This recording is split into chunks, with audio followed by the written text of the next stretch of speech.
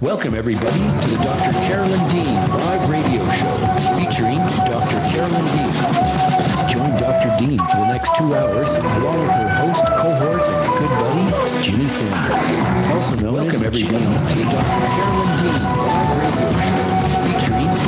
show.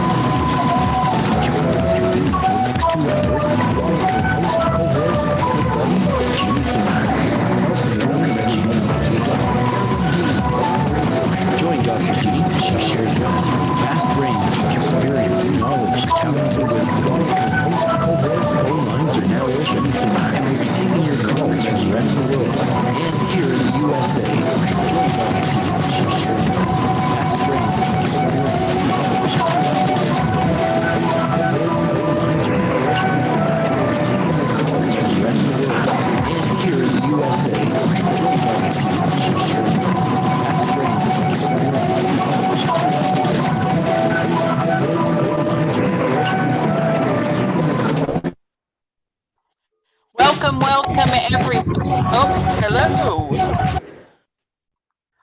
Welcome, welcome everyone. We're so happy to be on tonight. We've got it coming in from every corner, every channel of the world. We're talking multiple streams of amazing music. Welcome.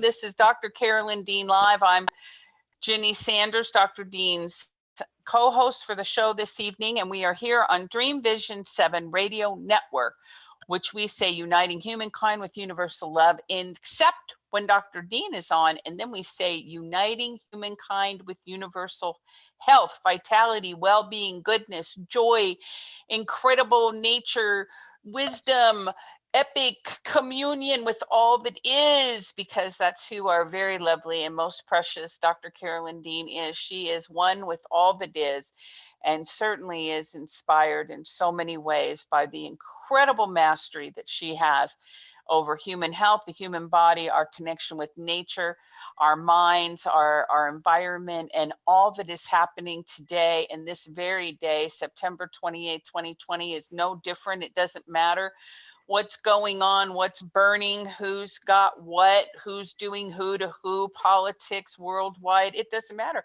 Carolyn is right here, same as she's always been every Monday, with the same basic principle.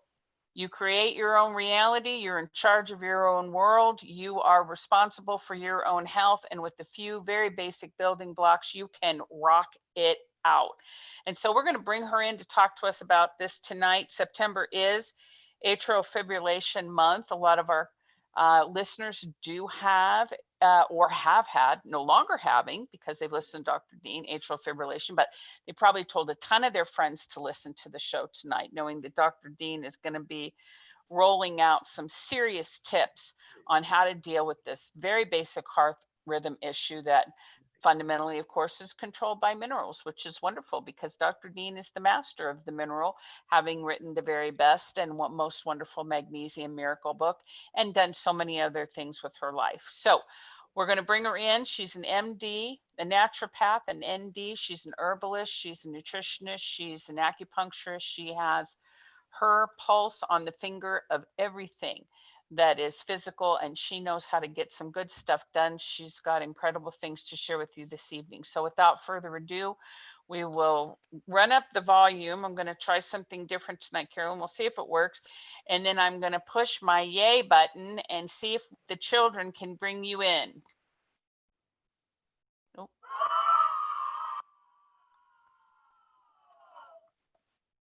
Did we hear that?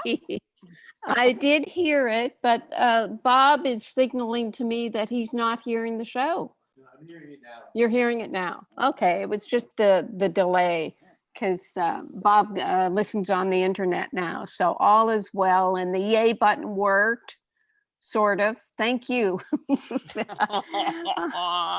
Oh, we're flying. We're flying by the seat of our pants, but that's okay because it keeps us high and mighty, right?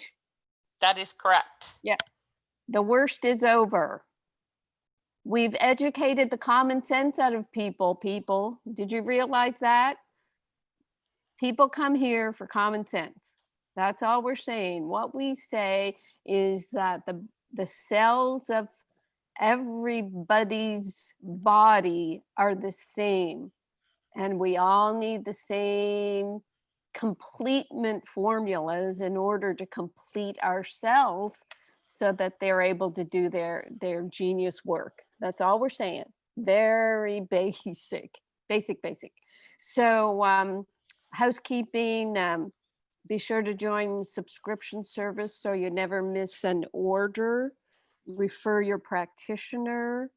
Use our referral candy. It is not a chocolate bar. It's a 15% discount when you refer somebody. Get your blood testing done with the home blood test kit. It's our research project. Our magnesium deficiency survey, I should actually update that, but we've probably got about 80,000 people who've completed the survey. And it just keeps showing that around 70% of people who answer the survey have insomnia and anxiety. 60% have muscle cramps, 55% restless legs, 51% heart palpitations, and 38% tension, headaches, and migraines. So to us, I mean, that's proof that people are looking for resolution of all those symptoms. And if magnesium can help, so be it. And Remag, because it's so well absorbed, is the one that you want. Be sure to update your versions of all the, I think we've got 18 or 20 free ebooks at drcarolyndeanlive.com, and they've all got updated versions. So ditch the other one and get the new one. The nutrients paper, our first paper for our university research, is up, showing that our Remag is highly absorbed. It is in the picometer ionized state. So all we've been saying about it, we're proving scientifically. So that's the housekeeping. And is there any other housekeeping, Jenny, that we should add? The only thing we might add is that if you've been listening to the radio show for a while and you're one of our existing customers at RNA Reset and you've wanted to join the research study, but you haven't felt that you've had the funds to do it, please contact Lisa at support@rnareset.com and let her know that you'd be interested. We are doing a few scholarships for some of our test kits, and you may be able to join us in that regard. Right, Carolyn? Oh, that's sweet. Yes, we're very committed to research already with the research that we're doing with Grassroots Health. That's our research partner. We have found that myself and many of our customers were deficient in vitamin D. So we right away put together a vitamin D product, and we're all taking extra vitamin D so that we can achieve a blood level that has been proven to be clinically effective and supportive of many things, including the immune system. We're now working on our omega-3 fatty acids and looking at a product for that because myself and many of us have low omega-3 fatty acids. Another important nutrient for our bodies and for our immune systems. So we'll keep you posted on these things. Our people are showing good levels of Remag magnesium, but when they're taking more than just the RDA. So as time goes on and we develop the statistics of our customers, we'll be able to give you more information. And it's become important in these days of supporting your immune system. Our customer population is, for the most part, over 50, and it's in the over 50, over 70 age group that's hardest hit by flus and colds. We do have the flu season coming up, so we want everybody to be protected. what's our website on the immune system? Total body immunity, is it, Ginny? Well, we have a webinar at total on A webinar, yeah, that's what I yes. did mean, yeah. Yes, rnareset.com. I can put the link up here, but we do have a webinar on total body immunity. Yes, that is correct. Right. And I have a booklet on total body immunity, and it talks about the importance of vitamin D, our vitamin C, the whole C reset, pico silver, and pico zinc. The reason why hydroxychloroquine and zinc work is not so much because of hydroxychloroquine. Hydroxychloroquine serves to open up the cell mineral ion channels and allow zinc to enter. Zinc inside a cell has antiviral properties. That's been well known. And our zinc, because it is a picometer in size and a stabilized ion, it is going to get into the cells without hydroxychloroquine.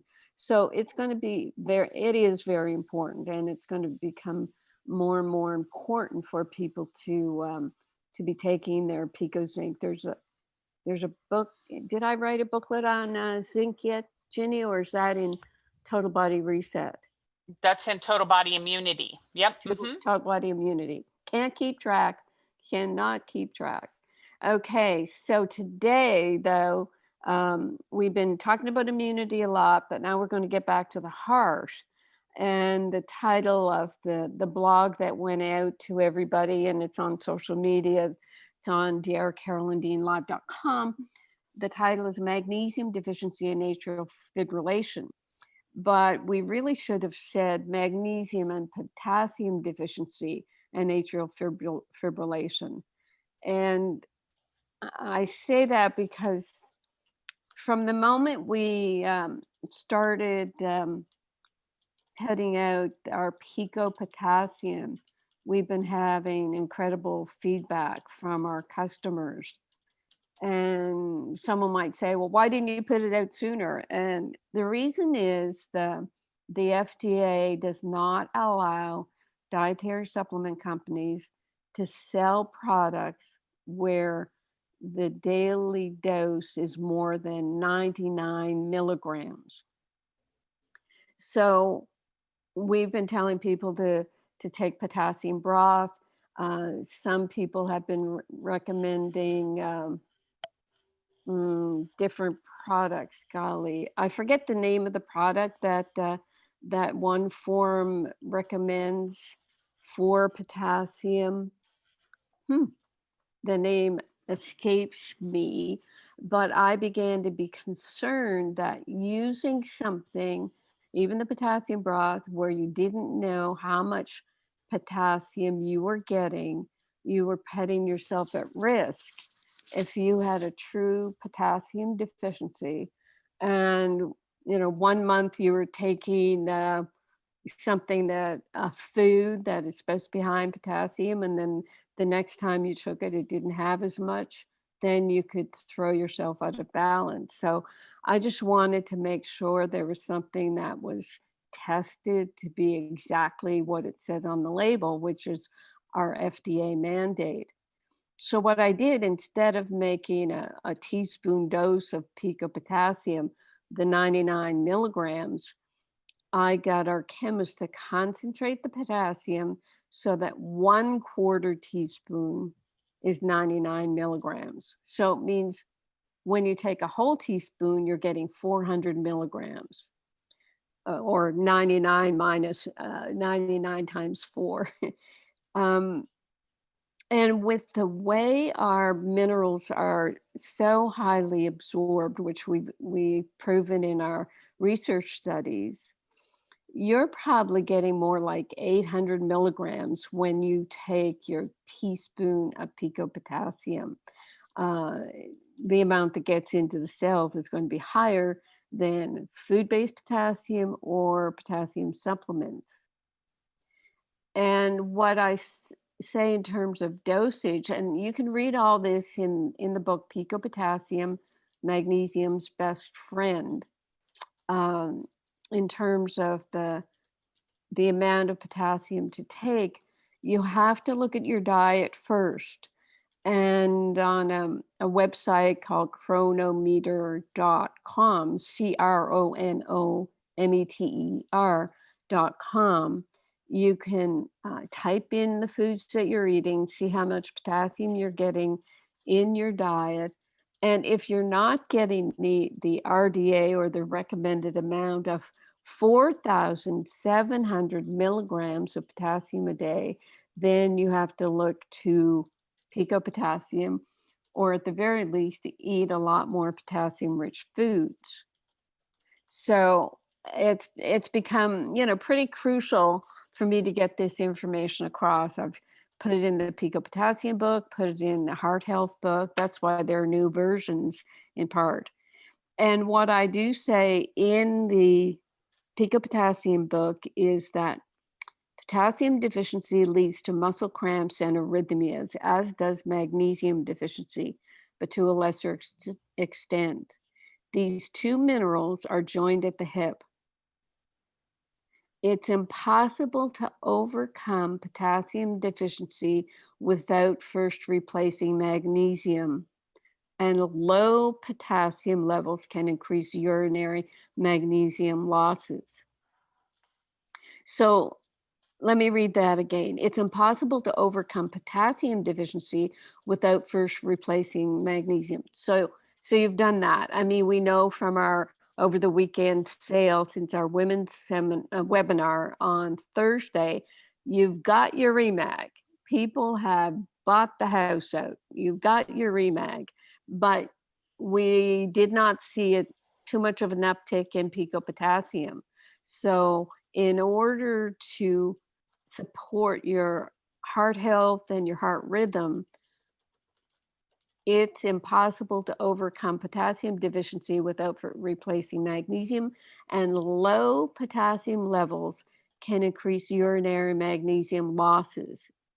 So unless you replace your potassium with your food or your pico potassium, you'll be losing the Remag that you're taking. So that's really important. That's important to know and important to resolve. I continue in the text. Also, magnesium is a prime driver of the sodium potassium pump that is active in all the cells of our body. So it's just not a good idea to be magnesium deficient. And doctors are supposed to know this. I've put in the pico potassium book about the year 2000, the National Council on Potassium in Clinical Practice. They give a preamble and about the need for a comprehensive approach to potassium deficiency. And they said routine determination of serum magnesium levels should be considered whenever the measurements of serum electrolytes are necessary in a patient.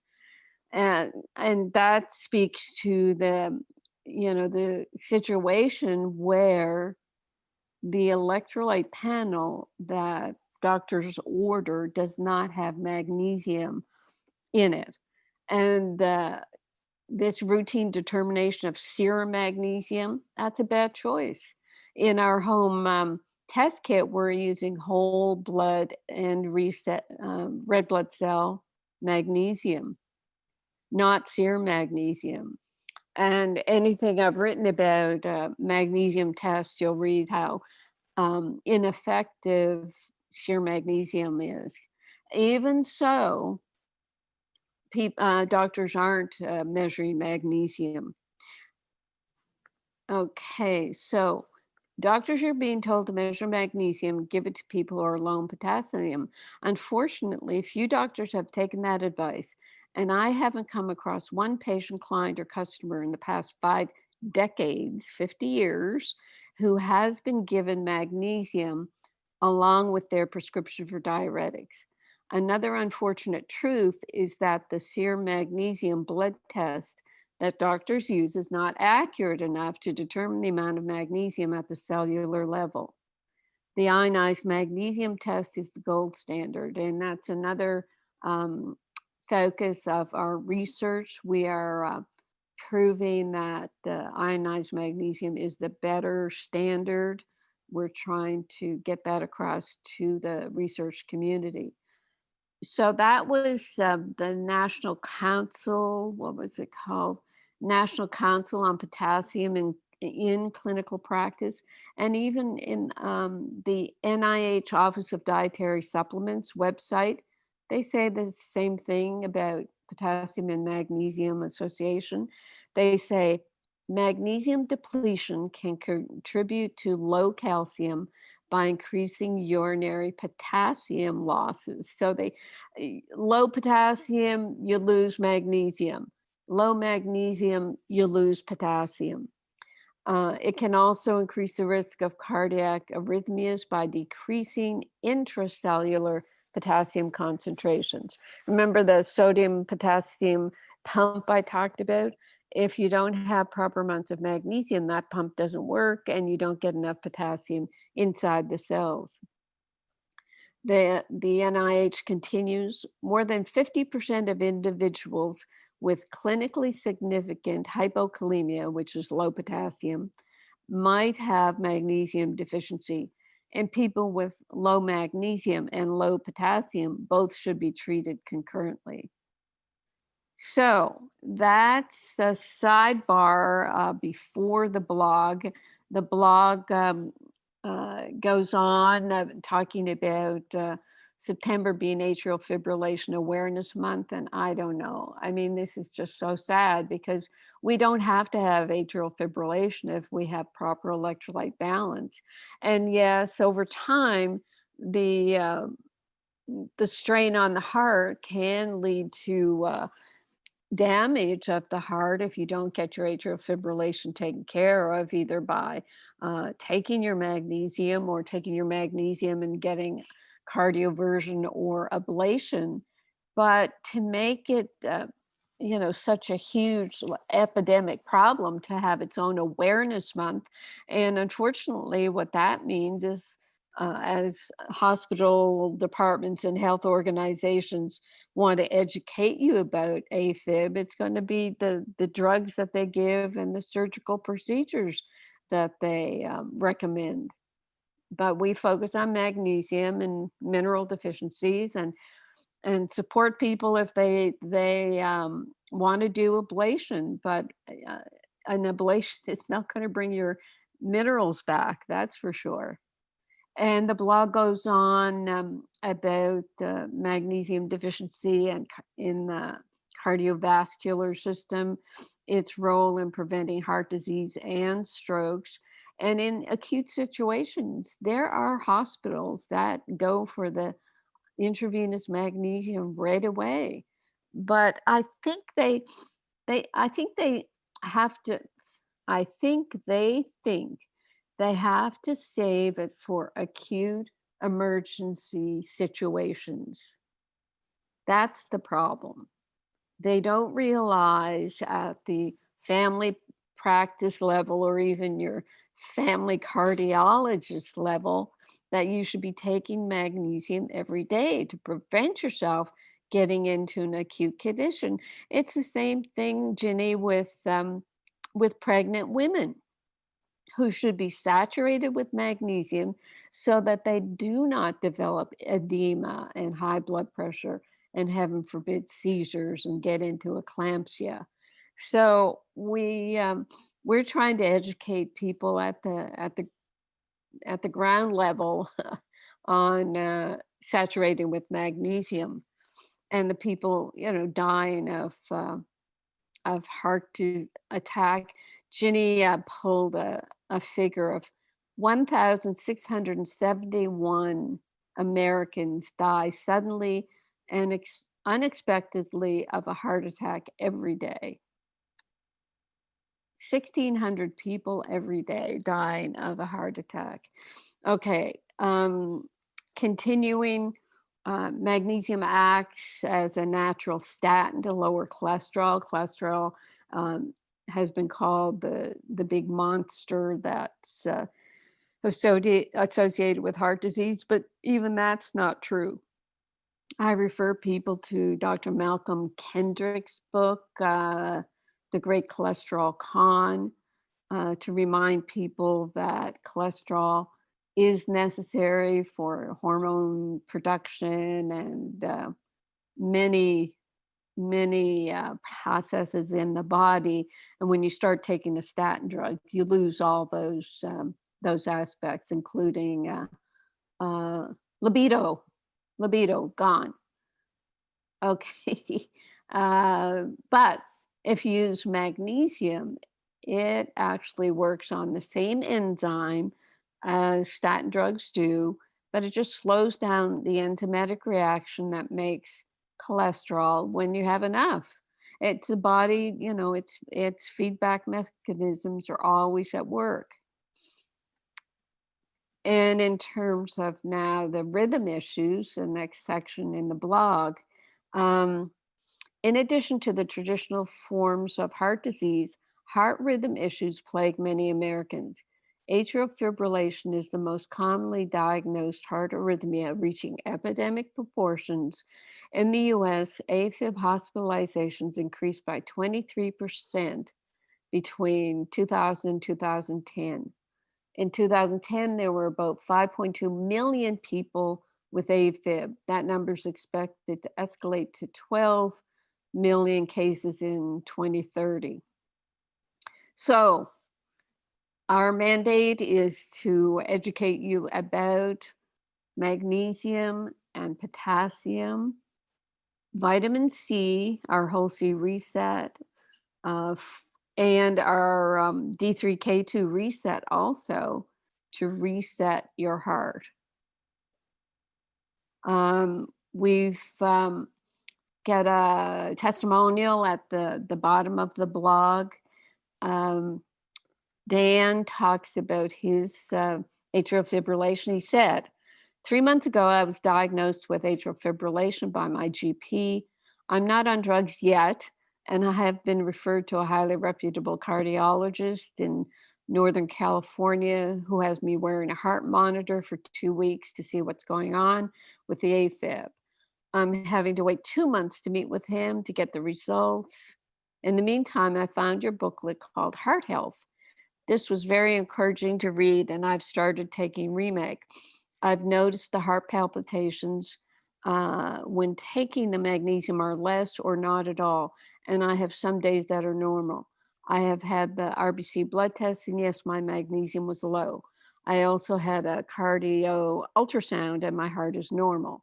I'm very grateful to be making progress and have more hope than before that I will be okay. And that's perfect. I mean, that's exactly what a good cardiologist will do, or a good doctor will do. 2-week heart monitor, find out your rhythms and your patterns, an ultrasound to make sure your heart isn't enlarged.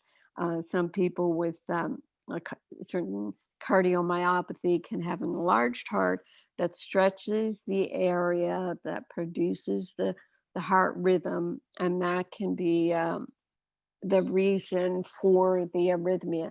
And also that area can become stretched during throughout a chronic atrial fibrillation condition, and that can cause some damage. So that's why the ultrasound is important. And I will actually make a note and make sure I've got that in my heart health book. So that's the blog. Ginny, do you want me to stop now? We have some really good questions that may answer a lot of people's questions who are online. What do you think? Go through the mailbag or go to the phones? Sorry, no, let's go through the mailbag because we have so many questions. And I will just let our callers know and our listeners that if you have a question tonight for Dr. Dean, you'll want to call into the station 646-558-8656. And then you've got to put in the ID for the call. And then, which I'll tell you what that is. And then what you're going to do is, that's 8836953587. And what will happen then is when you want to talk to Dr. Dean, just hit *9. *9 raises your little blue hand, and then we'll have you on tap for when Dr. Dean finishes the mailbag. So I think it would be great, Carolyn. We do have a couple callers. People are interested in talking with you for sure. And then we can, so let's do a few questions and then we'll go to the phones and kind of go back and forth. Okay, great. Vicky asks, is your magnesium product effective in treating SVT, that's supraventricular tachycardia? And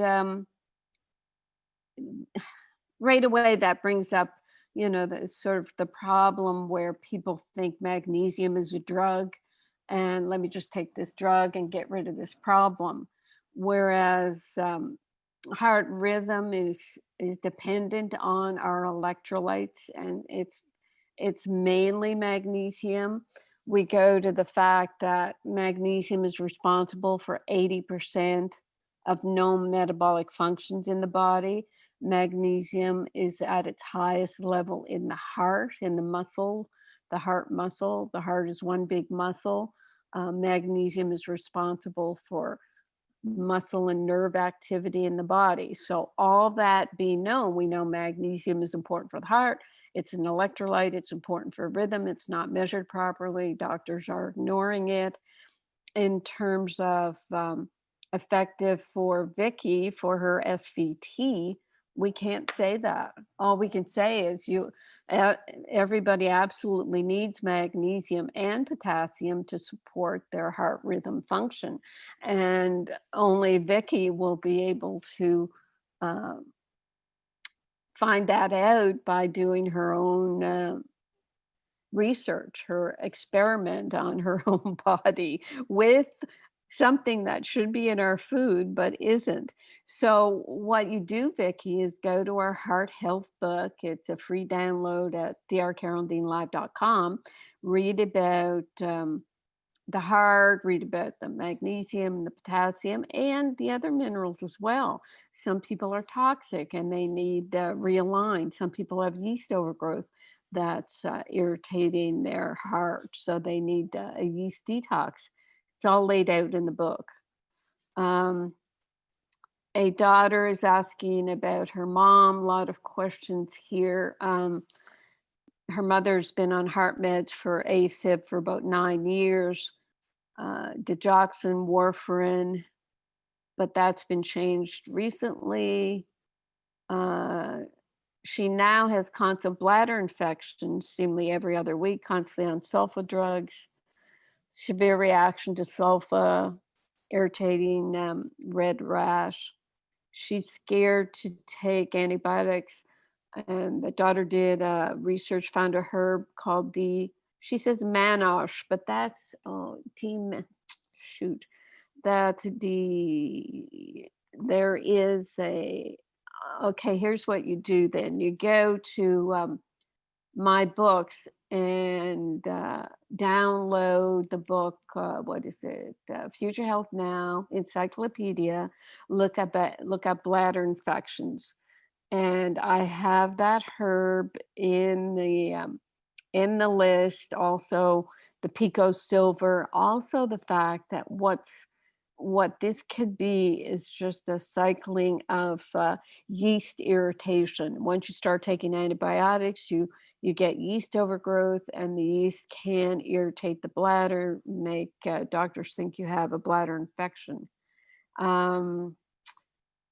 So read that. In terms of the heart meds, she's scared to go cold turkey off the prescribed meds, and I would never suggest anything like that.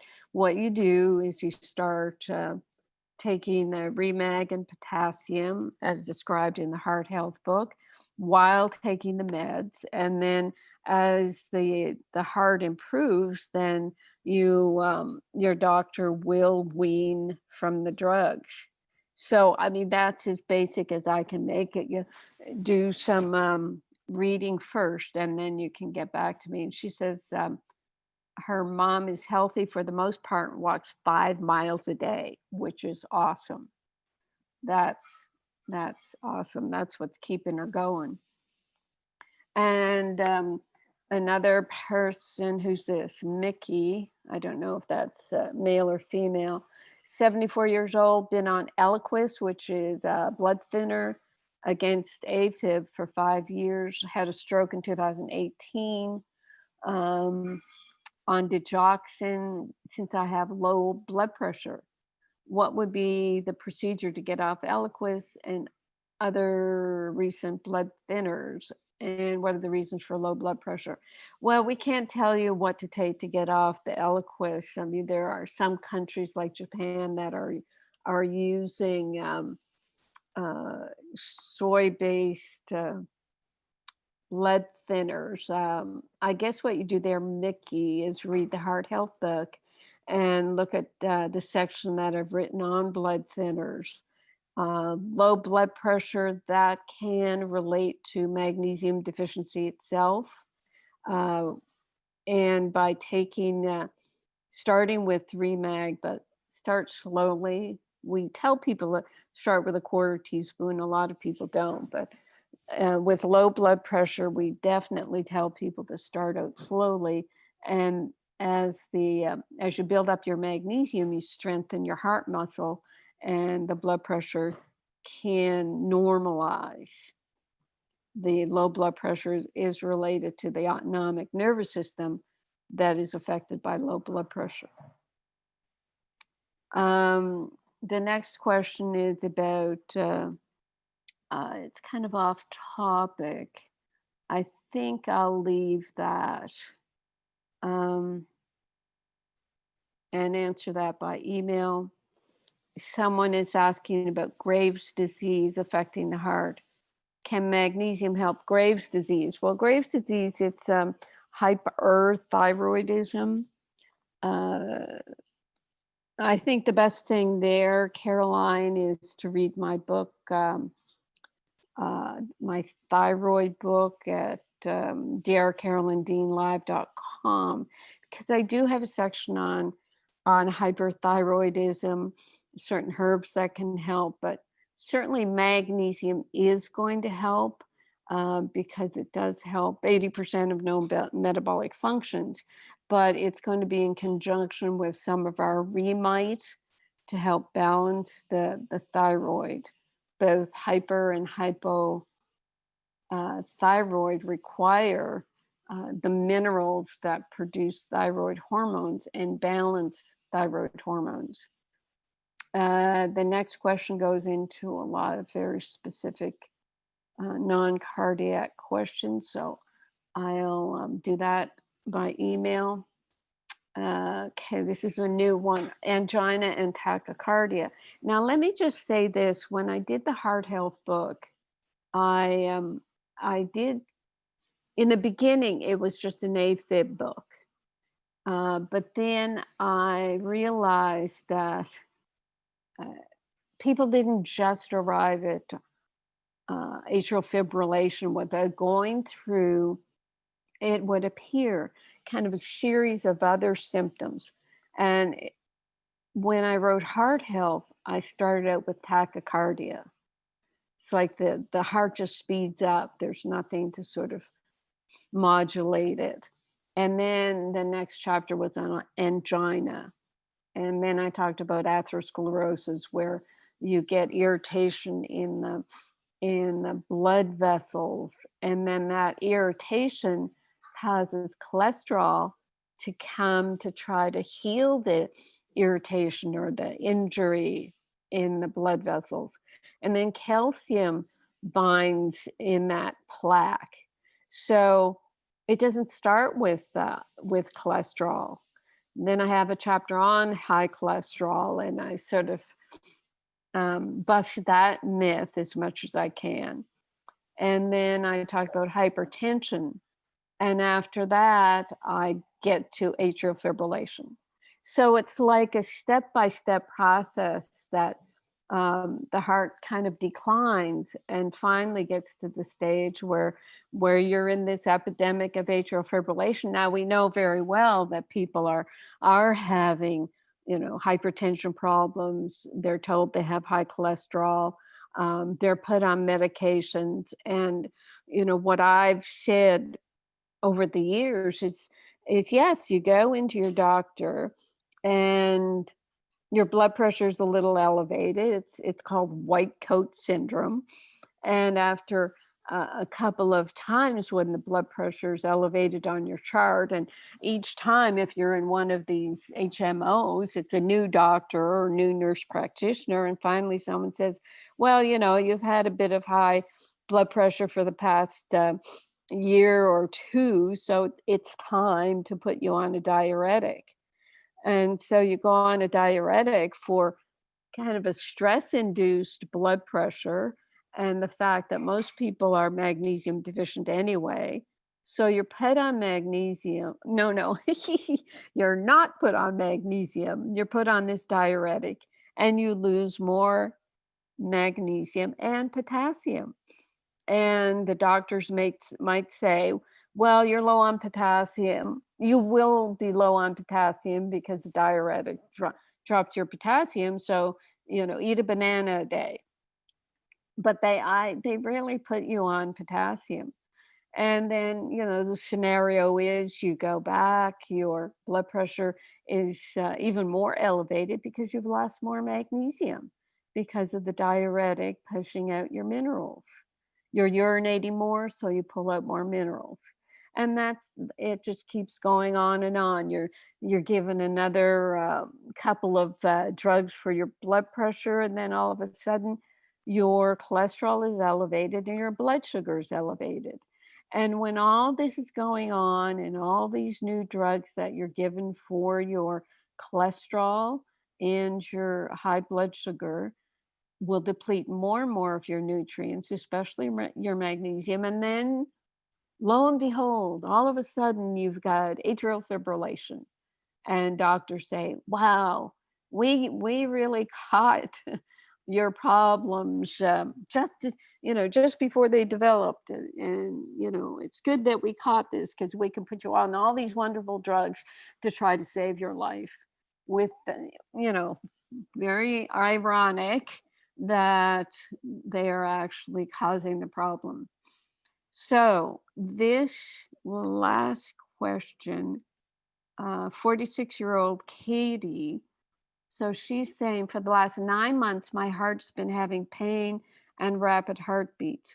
I get dizzy and feel weak and unable to do much. In February, when my heart first started to act funny, I thought I might be having a heart attack. I went to the ER. They did the dye test. They saw no clotting. Had an EKG. Nothing came up. Basically spent 2 months totally bedridden because I could not function. My friend told me to start taking Remag. I did, and within about 2 or 3 days, my symptoms became manageable. I was able to get my life back slowly.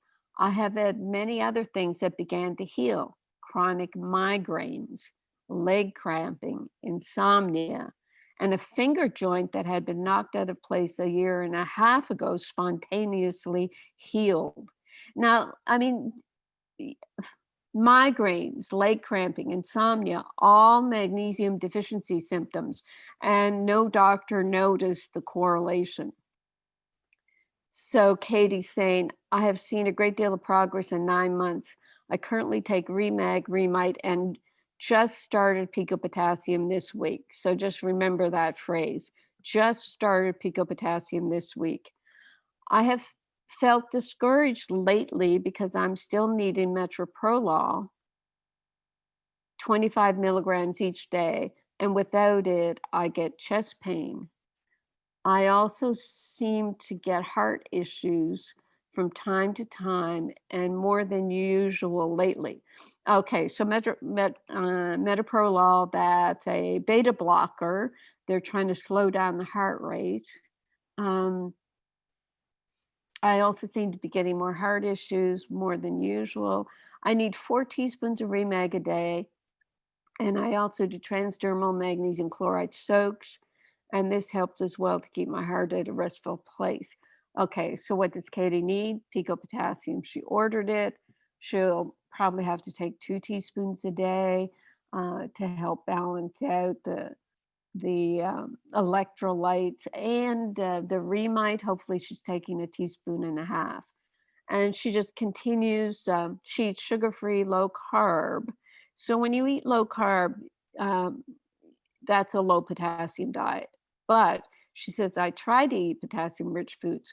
So do the chronometer, chronometer.com, and see exactly how much you're eating. And she says, right before her heart issues, she lost 25 pounds, body weight to a normal range. Now that's good, but yeah, sometimes when you go on a diet, you can be that can be a low potassium diet. You know, all the people now on keto and paleo, and Chad was telling me today that there are a lot of people going on carnivore diet, all low in potassium. So Katie just signs off with a thank you. And she said, I'm wondering if you think I'll ever experience a healing of this condition, or do you think I'll be needing all of these supplements forever? Well, the thing of it is, they are food. You're taking food that your food isn't providing you with. So yes, this is going to be with you to help you throughout your life. So that's going to happen. Oh, here we go. Question 8. Been on Remite for 18 months, added recalcia, and await delivery of picopotassium. My ventricular ectopics resolved. My mitral valve prolapse feels like it has sorted itself out.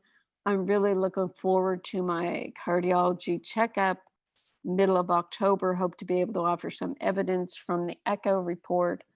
I've been so grateful for Dr. Dean's encouragement and advice regarding my Remag dosage. So this is where you definitely want to add the picopotassium, which they're doing. I don't know if it's Michael or Julie. And the last one, Regina says, I was diagnosed with hypomagnesemia and want to look up in my magnesium through transdermal means. Can you recommend a good one to look into? Now, Melody Rose wanted me to bring this up, Ginny, because we are running low on our Remag lotion. It's just been very difficult in these times trying to get a proper lotion bottles and pumps, because everybody's gone into the production of hand sanitizers. So anyway, what you do for diagnosed hypomagnesemia is you take Remag by mouth. You don't mess around with just trying to get it through your skin. Or if you can't take it by mouth, you spray Remag straight liquid all over your body to be able to get enough. If you want to make it into a cream, you can, put a whole 8 ounces in your blender and add a basic skin cream and make it into a cream yourself. But for diagnosed hypomagnesemia, you really want to take enough Remag to make a difference, and take picopotassium. Because if you're low in magnesium, then you're low in potassium. They both work together. And if you don't have enough of one, you won't have enough of the other. So that's all I have to say for now, Ginny. You can take over.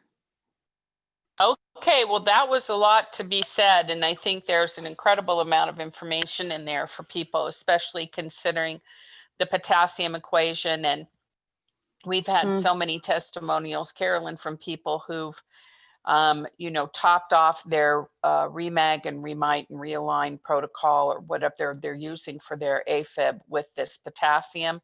And it has just put the final smoothing out, just really, really nice. So I hope everybody has a bottle of Pico potassium on hand. It should be in your medicine cabinet right next to your Pico Zinc, because if you did need a boost of potassium for some reason, even if you're not feeling that you need to take it every day because you're getting it in the remind or whatever. You want to have it on, you want to have it for sure. For sure. Absolutely. Okay, let's take some phone calls, shall we? Okie dokie. Okie dokie. Now, what we have to do here, because Zoom has changed their security situation, is yeah, we have to take the caller. We have to ask you to unmute your phone, so we can't just barge in on you. So I'm going to go to area code 226, and you've got a little blue request on your screen or your phone that says unmute. And when you click that button, I will be able to let you talk with Dr. Dean, area code 226. So we just have to wait one. There you are. Hello. Hi there. I have two questions, one for myself and one for a friend. I'm wondering what the relationship is between the teeth and the ears. And this is the reason I'm asking. I've had, I guess, 5 root canals on my lower jaw, and 3 on one side and 2 on the other. And on my right ear, I'm always having a lot of congestion. And I noticed that under one of the crowns, that tooth has turned black. And I'm wondering what I should be doing about it and whether that's contributing to the problem with my ear. Well, what's your first name? Helen? Hi, Helen. What does your dentist say? Well, I actually have an appointment tomorrow. Yeah, because a black crown does not sound good. It sounds like an infection, I'm afraid. And all the lymphatics in that area are going to be trying to clear the infection. So do you have our Pico Zinc or Pico Silver? I have the Pico Silver.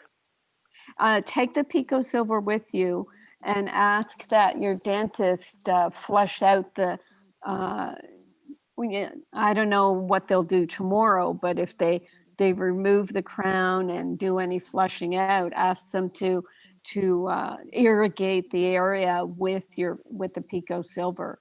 It can really help any sort of infection. But if the tooth is black underneath, should I have it removed? Yes, absolutely. Okay. And then there's 2 other crowns right beside it, and I guess I wonder whether that will affect the other teeth as well. And right. Well, they'll do an X-ray and they'll be able to see if there's any infection type fluid built up. They're very good about the dental X-rays, being able to diagnose that sort of thing.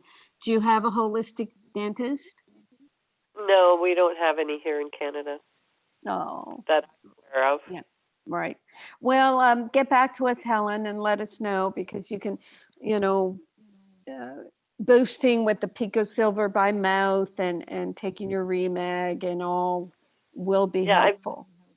I've been doing that, but the problem just hasn't resolved itself. It's been a long time. Sure. Okay, but let us know what happens, okay? Okay, and my second question is about a friend who had a gallbladder attack. And ended up being more gallbladder sludge than necessarily gallstone. And he's been wondering about, is it possible to dissolve gallstones? I don't know. I mean, they talk about doing the olive oil, lemon juice drinks and dissolving them. But I think what that's doing is all that oil in the olive oil kind of opens up the gallbladder ducts, and you start dumping sludgy stones and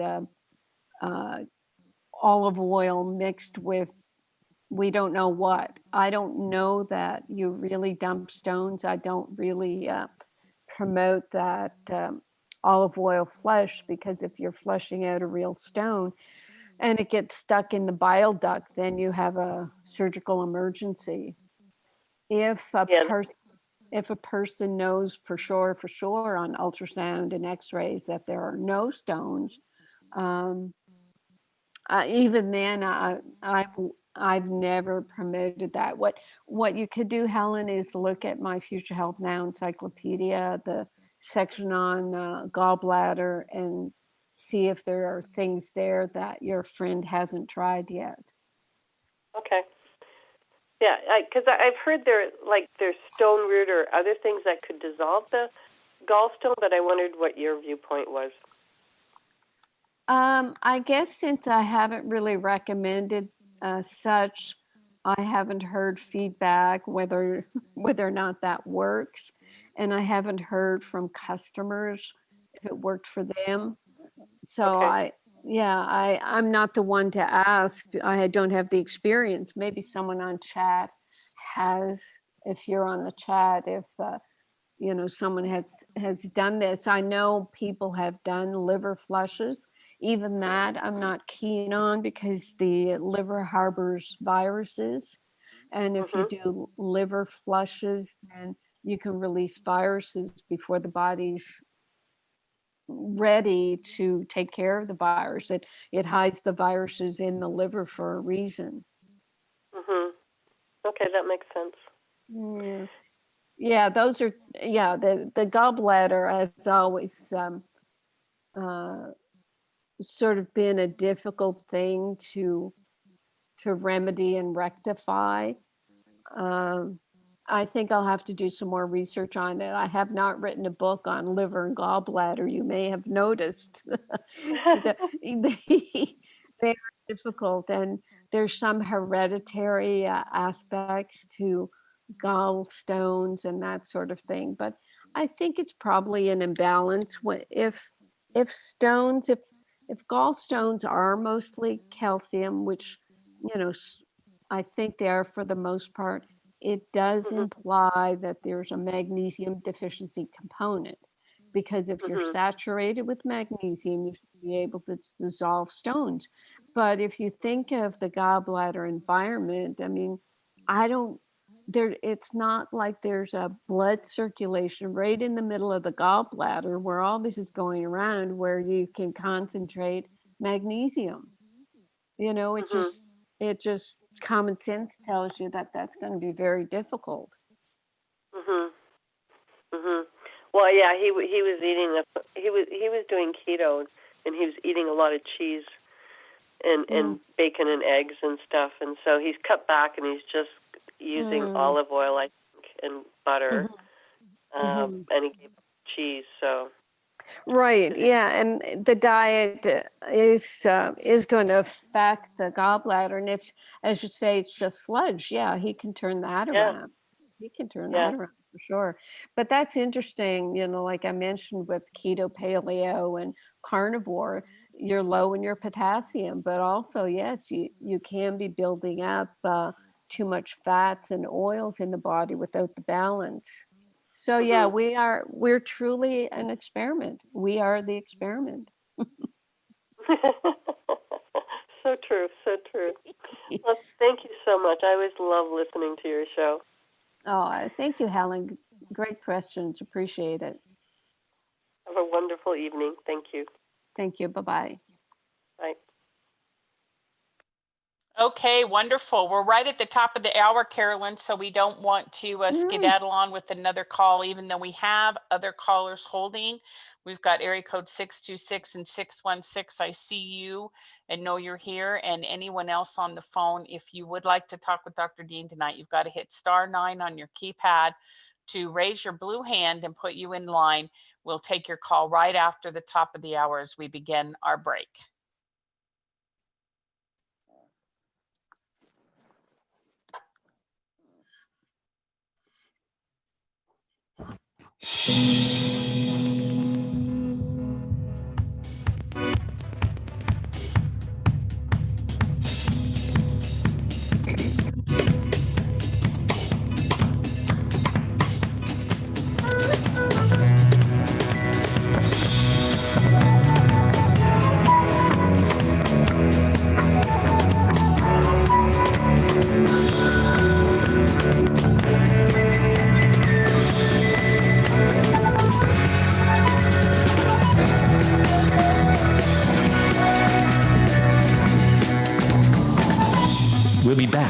Hour 2 of the Dr. Carolyn Dean live radio show, along with host Ginny Sanders, right after this brief station break.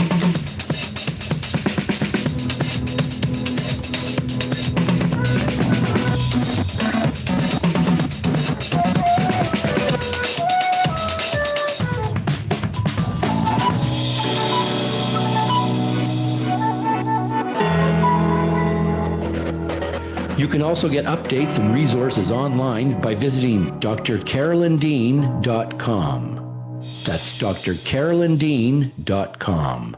Did you know there are 65 health conditions associated with magnesium deficiency? Magnesium deficiency is a public health crisis growing in scope and proportion. Dr. Carolyn Dean, author of The Magnesium Miracle, has identified over 65 health conditions associated with magnesium deficiency, 100 factors that lead to magnesium deficiency, and 24 reasons why magnesium deficiency occurs. Order The Magnesium Miracle today at Amazon.com and learn how to remedy this pervasive condition. Do you have questions about your health? Are you wondering about alternatives? Do you ever wish you could have 5 minutes with a doctor you can trust? Someone who is an internationally recognized authority in the field of natural medicine? Meet award-winning doctor, naturopath, and best-selling author of The Magnesium Miracle, Carolyn Dean, MD, ND. Hear a wealth of information designed to empower listeners and callers to discover how to improve health, vitality, and well-being through a variety of safe strategies and nutritional options. Dr. Carolyn Dean Live. Shows can be heard every Monday, 7 to 9 a.m. Eastern, with weekly live shows, 7 to 9 p.m. Eastern Time on syndicated Dream Vision 7 radio network.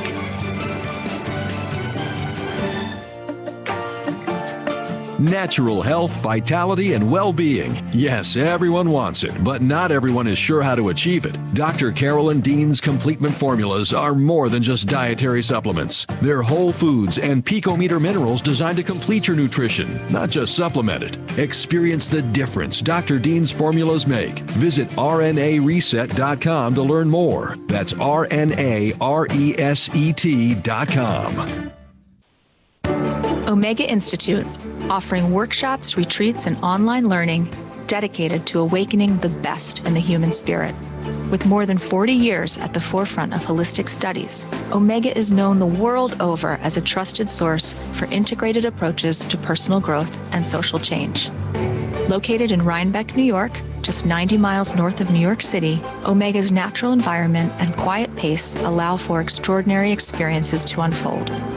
Learn more at eomega.org or call 877-944-2002. Again, 877-944-2002.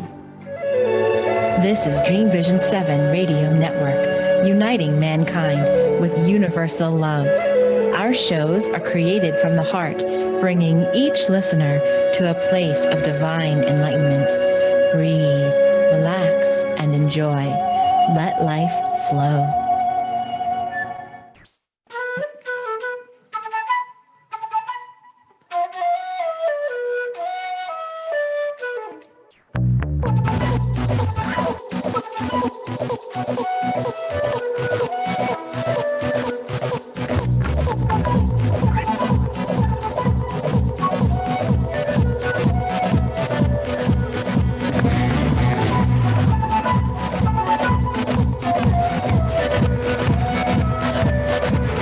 Return now to the Dr. Carolyn Dean live radio show, along with her host, cohort, and good buddy, Ginny Sanders.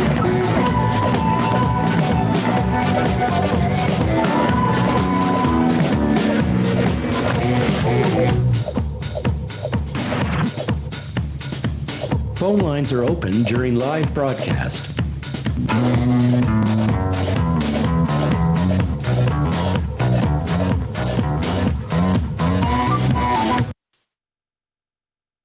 Okay, everybody, welcome back. Hour 2. So glad to have you here. As we've said before, September is Atrial Fibrillation Month, but Carolyn and I are calling it Magnesium Deficiency Month because atrial fibrillation is mostly precipitated by magnesium deficiency, and maybe another 1 or 2 minerals tossed in.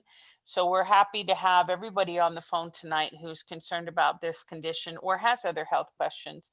Not that Carolyn gives medical advice on her show, because she just simply cannot do that. But she always says what she would do if it were her in your situation. And it has been her so many times. She's been the ultimate lab rat. I mean, what she's gone through and what she's done with her own health, vitality, and well-being to benefit so many is really exemplary.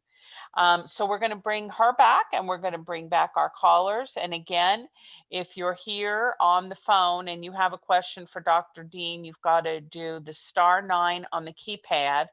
That will raise your hand and let me know you've got a question or comment. And then what I do is I send a little blue button your way, and then you unmute your phone and we get on together and just have a blast with all these wonderful questions.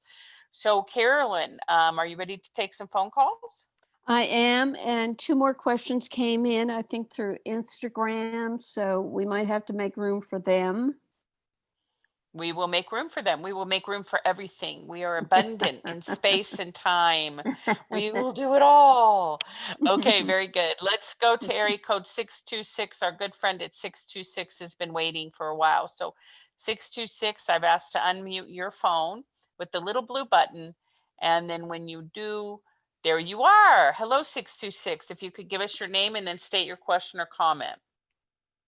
This is Rachel from San Gabriel, California. And Hi. I was admitted to the hospital Thursday night with blood pressure 210 over 60. I've taken Remag for probably 8 months, and it stopped all heart palpitations. But when I was in the hospital, they were concerned about high blood pressure, but then they saw my heart was beating at 35, and then everybody forgot about the high blood pressure and tried to treat the other. And through all this, one doctor wanted to see the supplements. One doctor didn't care. He didn't want to see them. You know how it is. I did not want to go to the hospital, but if I wouldn't have gone, my sister would have never left me alone. But of course, they gave me blood pressure medication. But I'm being told by some holistic friends that cleaning out the kidney is really, to do a kidney flush is really going to help my blood pressure. Is that true? I don't know, Rachel. I don't think so. When, how old are you? Do you mind me asking you, Rachel? I'm 74 and I weigh 155, and I'm the lady that poured Remag on her head when she had a spider bite. Oh, good for you. Okay, well, with your heart beating at 35, it implies that you might need a, something more than a kidney flush. I mean, did they talk about putting a pacemaker in? No, it was up to 40 when I left the hospital, and the head cardiologist kind of said he wasn't worried about the heartbeat. No, you have to keep on top of that, because the bottom blood pressure, if it was 60, that's normal. The top one, 210, got high to try to push enough blood through your body to make up for your low pulse rate. Okay. So you really need, I personally, if this was happening to me, I'd make sure I had a good cardiologist, followed this up with, I don't know what they did in the hospital, if you had the ultrasounds of the heart and the monitors. Yes. Yes. But if it only went up to 40, you got to figure that your heart is just too tired to go higher. Okay. And when the heart gets tired, then your blood pressure, the top one, will go up, like I said, to make sure blood gets to your toes and your brain. Okay. So Okay. the heart, this business, where they do put in this activator in your chest to keep your heart rate at a level that is compatible with feeling good. And Right. these, this, the surgery, it's gotten so easy. It's like an outpatient. If you need it, then I personally would accept it if my heart had decided to go too low. And um, and the other thing is, if the Remag will sort of calm your heart down and, quote, slow your heart down. It is Right. actually a contraindication to be taking a lot of magnesium if your heart rate is slow. So I have to tell you that as well. Well, I've been taking about 3 teaspoons a day, and I feel fine with it, and the heart palpitations stay away. Yeah, yeah.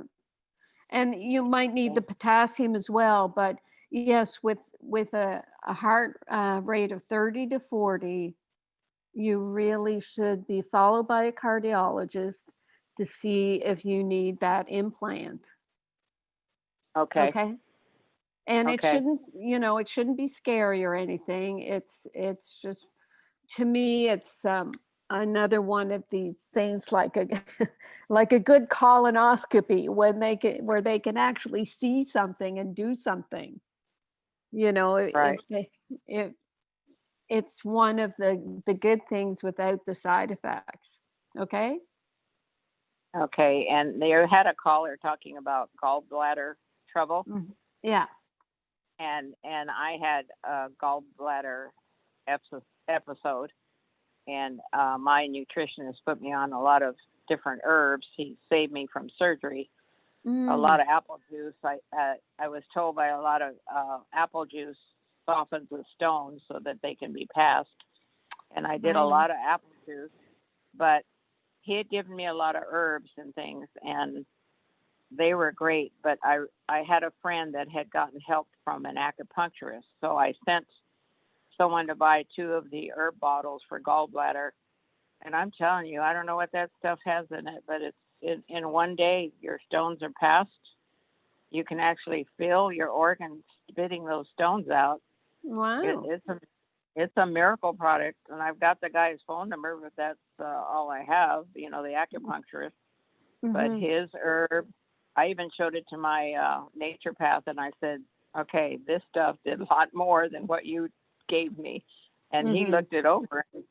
It had black licorice and some other things in it. And he goes, "I wonder why he puts that in, and I wonder why he puts that in." But he was very open because his product works in one day. My friend was helped by one day. 2 friends were. I was helped in one day. I took it for 2 days just to be sure. But it's a lot easier than doing many herbs with a lot of apple juice and lemon juice and all the remedies that someone else gives you.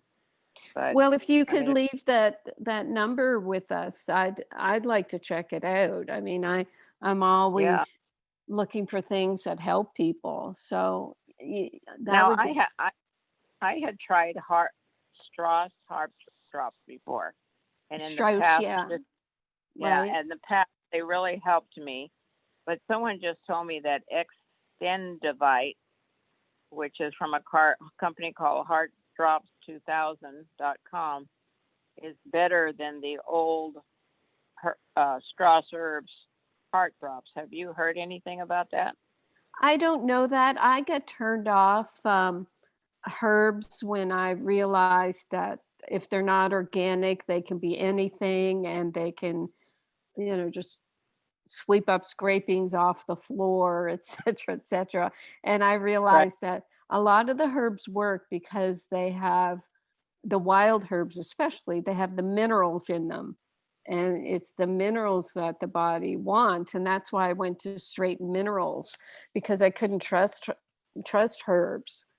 So and Strauss, I mean, I'm Canadian. I actually worked with Strauss for a while. They had me consulting, and yes. Years ago, it really helped me. I mean, it just took But all see, my problems away. That's what I'm saying, Rachel. It's like years ago when they had access to the wild herbs and they were real careful, that things worked. And then when they, got quote famous, and they had to expand, so they started getting herbs that weren't such high quality, and then it stops working. Right. That's the problem, because you can't kind of measure the quality of things until you take them for a month or so and then say, well, that didn't work. Whereas, with the minerals, the way we make them, they're always going to be working. They're never going to have any downside. So if a person puts in a pacemaker, is there any way for anyone to check and say, oh, your heart's working better now, we can take it out? Or once it's in for life? I don't know that. I think it it doesn't sound like you have heart damage, which has made you susceptible and then in need of a heart pacemaker. If you had damage to heal, then yes, the pacemaker can be taken out. But the thing of it is, a pacemaker only works when the heart goes below a certain rate. So it's Right. not even going to trigger most of the time. It's just there, at a time, when the body needs it for whatever reason. And they're small enough now, apparently they're, and I don't have a pacemaker, so I'm just sort of saying what I've read and heard. But I'm not even sure if it went above 40, because when the head cardiologist finally came to see me, he said, oh, I'm not worried about that. He said, that's fine. Like, yeah, blood but pressure, see, maybe it had gone up. Oh yeah, but what especially these young doctors do, Rachel, they look at us, and if you're above 60 or 65, they say, oh well, we'll just leave it alone. No, this guy, I'm 74, and he had to be at least my age. Okay. Okay. Yeah. But yeah, I'm still not going to say to you that you're fine and you can do this or that. I'm saying you have to look and make sure you do not need a pacemaker. Well, I thank you for what you do, because I think so much of you when I hear you say, don't be afraid of it. It's okay. It's the body needs it. It needs it. So don't be afraid of doing it. Really comforts me. Oh. And I really appreciate that, because I'm such a holistic person. I didn't even go to the hospital at all. I thought I can handle this blood pressure on my own, but yeah, my family was, just right there calling the ambulance almost. So I had to go. But you see the common sense of it. They should have said to you, just like I said to you, well, the 210 means that something's going on. Your body's trying to fix something. What's it trying to fix? Oh, a slow heart rate. Well, a couple of doctors said that. They said, that's funny. When the heart beats up, the rate goes down. So they didn't know why. Oh gosh.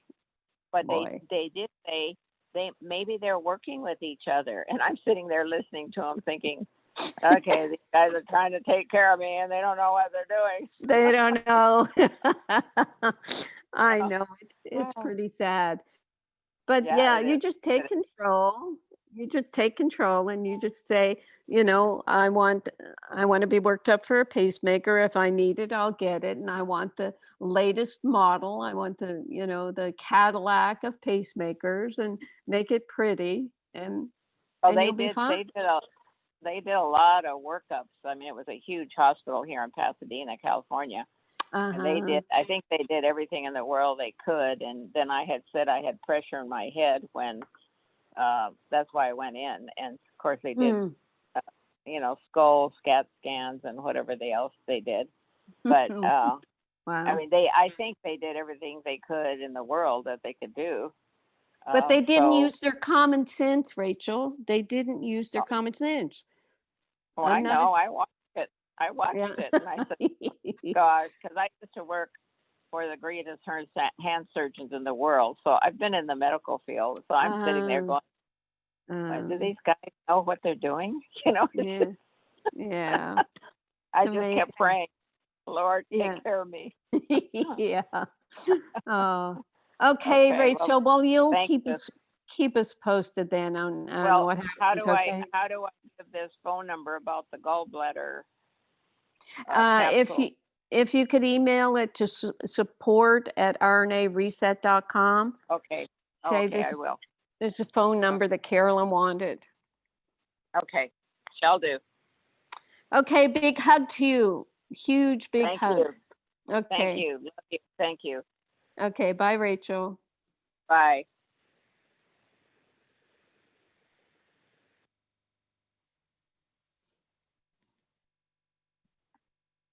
And Ginny's talking, but she's on mute. She'll And unmute. so I've talked and told everybody all the secrets to life, and nobody heard me. Okay. Of course, the secret to life is listen to Bob, but anyway, that's another story. Okay, so I'm going to unmute area code 716-716. You're coming off of mute with the little blue button. There you are. If you could give us your name and then state your question or comment. Sherry Nunweiler. Go ahead, Sherry. Sherry. Go ahead. Hi. I'm calling in because I am having some heart problems, and I'm not really sure. My dad gave me your number to call in to ask you some questions. Uh-huh. How old are you, Sherry? 41. Okay. So what's going on? I think that I had the COVID in December, and I got the antibody test in April. It came back negative. However, several people at my workplace have tested positive, and over the past couple of weeks, I've gone to the emergency room with heart palpitations and just I can't breathe. I have shortness of breath, and I've never had these issues before in my entire life. So I just don't know if you think that this could be. I'm reading now that they're coming out with journals that are saying that heart problems are related to the long-term COVID-19 long-term symptoms. Yeah. Okay. Now what I'm picking up, and you can correct me if I'm wrong, but it sounds like you have anxiety about and around this whole thing. Well, I do, because I'm not really sure what's going on. I went to the emergency room and they said my troponin levels were elevated 2 weeks ago. And then last Saturday I went again because I had shortness of breath and I couldn't breathe. And it's pretty scary for about 20 minutes. Yeah, right. Are you on any of our products? Has your dad got you on Remag, for example? I bought the Remag and it tasted disgusting. I just started taking it again. My dad had told me to take it in apple juice because when I take it in water, I can't stand the taste of it. Right. Yeah, because it's difficult around the COVID and around all the information about it, good information, bad information, disinformation. The bottom line could be that you still have the sort of the fatiguey part of COVID, the leftover part, where your body's just kind of exhausted, and then you get sweaty, you get worried, you start getting anxious, and then the shortness of breath can be part of that worry, but underneath is sort of the post-COVID symptoms. And there's really medically no treatment for what you're going through, if that's what you're going through. I mean, I'm just talking to you for a few minutes here and trying to pick up what's going on. Personally, I would get that Remag into me, because Remag does help with heart palpitations, shortness of breath, anxiety, and fatigue, and it can help you sleep as well. So you do whatever you can to get that into you. If you can get empty gelatin capsules and get a eyedropper and drop the liquid into the capsules and swallow the capsules. You can, Okay. put it in as much apple juice or whatever. I I have there's stevia. I use something called Just Like Sugar. I put a couple of ounces of cherry juice and Just Like Sugar in a big glass of water and drink that through the day. But you have to get saturated with magnesium. That's the only Okay. thing that will cover all what your symptoms. And then what you'll know within a few days, if you're feeling better, then you'll know that it was magnesium that you needed. See what I mean? Okay. Well, how much of the magnesium should I be taking? I only took the half a teaspoon. Right. You want to work up to like 2.5 to 3 teaspoons a day in the Oh, beginning. oh, When I first started taking my Remag, and I'd been taking magnesium before that, I had to take 4 teaspoons a day to get okay. rid of my really bad heart palpitations. Now, yours are just periodic. They're not, as I understand it, not every Um, day. Mm-hmm. no, it came this past Saturday and the Saturday before in the morning after 2 cups of coffee. I hadn't eaten anything. And then Uh-huh. this morning I actually had about a 10-minute episode at work. Mm-hmm. But it wasn't as severe as the ones I've had on the Okay. weekend. And what are you going to do about your coffee? I have not been drinking coffee. Yes, exactly. Yeah. Yeah. I'm not sure I wasn't sure if that was setting off, if there's something going on, if that was Sure. what was Yeah. escalating Coffee. it to the I point. mean, coffee can, stimulate your adrenal glands, stimulate the heart rate. And it's also a diuretic that will drain off your magnesium. Oh, So okay. it all makes sense, the story that is around these episodes. So you should thank your dad for making you phone us. He did. He did. He gave me the number, and here's the code I need you to call. I said, okay. Okay, sweetie. Yeah. So Okay. just start taking that Remag. It's right there in your kitchen. You just have Yeah. to make it palatable and know that it's Yeah. going to help you. Okay? Okay. All right. Thank you. Okay, hon. Thank you. Okay. Bye-bye. Bye-bye.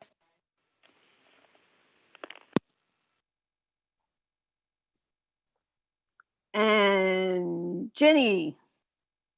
And here I am. Okay, now I want to say that was a very sweet and precious caller. And also, Carolyn, if she's having problems breathing, should she be doing something else? Well, the shortness of breath can be just part of the heart palpitations, where you gasp a little bit. Like with my heart palpitations, it made me have a little cough. The heart palpitation can affect the breathing. I didn't want to do too much for you, Sherry. I didn't want to say too many things because we just get the Remag going, and you'll keep in touch with us and see how you're doing. And your dad probably knows about all our products. So once you start feeling better on the Remag, then you'll see what else you need. Ginny's wondering maybe if you need some Pico Silver. We do have, is there one of our shows, Ginny, where we've done sort of a post-COVID overview, what people should do after COVID for their symptoms? No, I guess we'll have to do that next week, Carolyn. Post-COVID. Okay, Sherry, coming up. Very good. So tune in next week, Sherry. Yeah, let me quickly do these 2 Instagram questions, okay? Yep. Someone, let me see if I have a name here.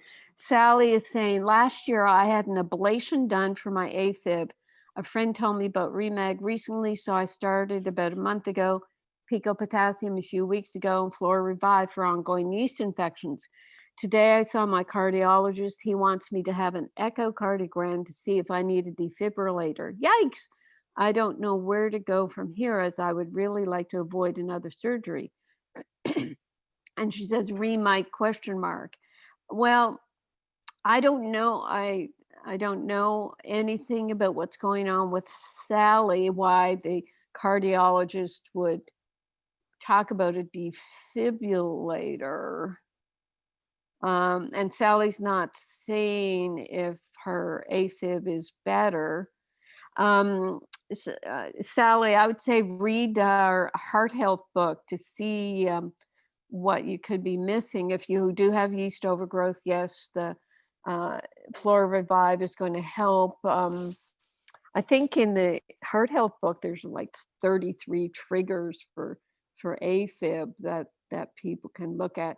Remite for sure. The pico potassium is going to help as well, but I don't know why the cardiologist said the defibrillator. Maybe the cardiologist is keen on defibrillators. Don't know enough.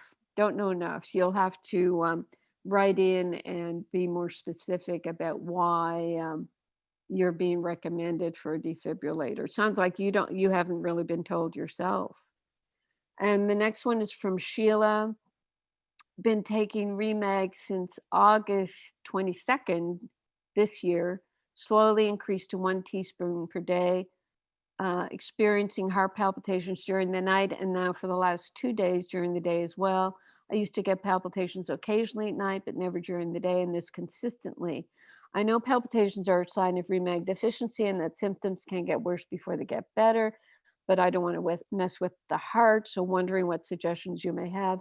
Ordered Remite yesterday, so hopefully that will help balance my electrolytes if this is the issue. I eat plenty of potassium-rich foods during the day. So we've sort of gone through a lot of this. You've only just started the Remag, so it is kind of revving things up. One of the things it seems to be revving up is the heart. Don't stop at the 1 teaspoon would be my advice. I would continue to increase, but I would add the pico potassium. It may be, and we may find out as we go along, that people who get stirred up in the beginning of Remag, maybe they should be taking pico potassium right from the beginning. But go to the Heart Health book at drcarolyndeanlive.com and just make sure you're doing everything you can. Read the section when magnesium makes me worse to understand about, and you seem to understand that you can get a little stirred up before you get better. In terms of messing with your heart, what you're doing is taking electrolytes, getting your electrolytes back into balance.